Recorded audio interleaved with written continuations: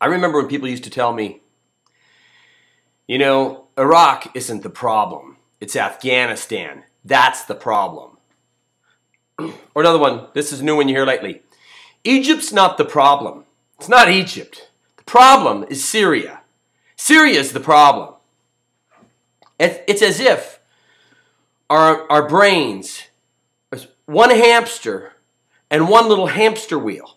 And we can only afford to have one hamster on one wheel at a time. And as soon as there's two issues, we can't deal with both of them. We can deal with Miley Cyrus doing her grindy dance. And we can deal with every weird, perverse sexual abduction or sexual related murder.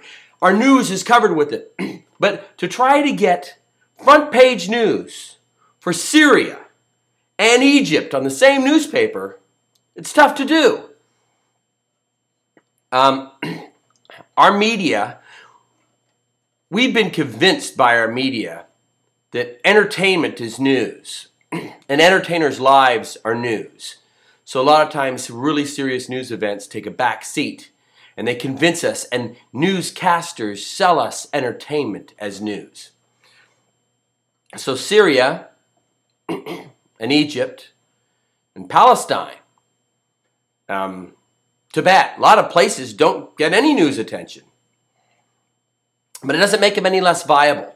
What's going on in Syria doesn't make the lives of the Egyptians insignificant. It doesn't make their revolution insignificant. It doesn't change anything. We don't have to compare them. We should have enough mental bandwidth to be able to recognize and appreciate what's going on in more than one region at a time. Now, so just because things are horrible in Syria doesn't mean they aren't horrible in Egypt. If there's more people dying, that's horrible. But it doesn't make Egypt's problems nothing. It doesn't turn them into nothing. Okay, so I'm reading in the news that we're getting ready to do some 3-day attack on Syria because they use chemical weapons. I mean, they've been killing people.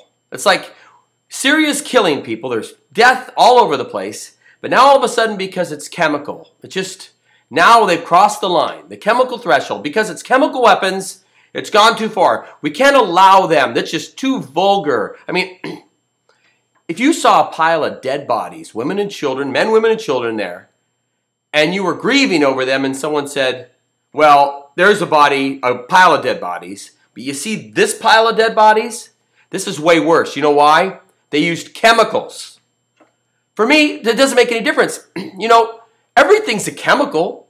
Gunpowder, chemicals. You mix things together, a lot of people might think that the United States and Israel and Britain are using chemical weapons as we speak. I mean, didn't we use depleted uranium? And don't we use depleted uranium in the field in Afghanistan and Iraq? And I'd heard that Israel used white phosphorus on the Palestinians. So if we were going to use that when chemical weapons are used, we've got to run in there and stop it.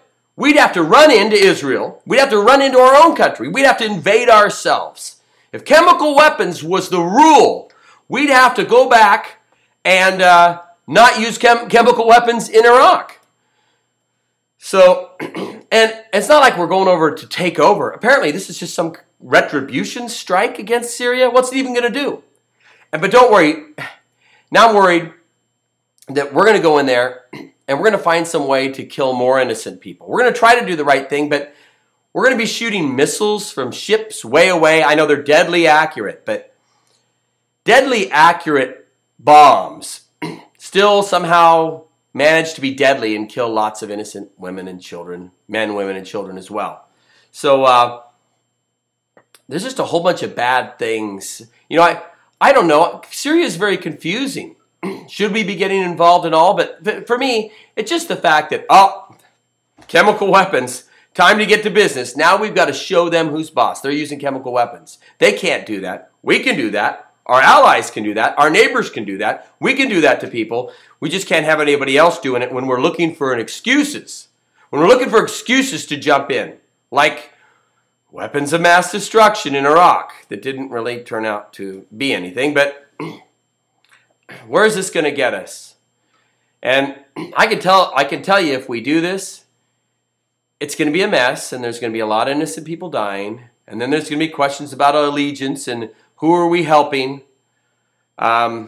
Anyway, it's just pretty disgusting to me, and I want to know what people think about it. Do people in the Middle East think it's time we go in there and do something? And do the people in the Middle East, the good people in the Middle East, do they want us to go in? Do they want America to go in and start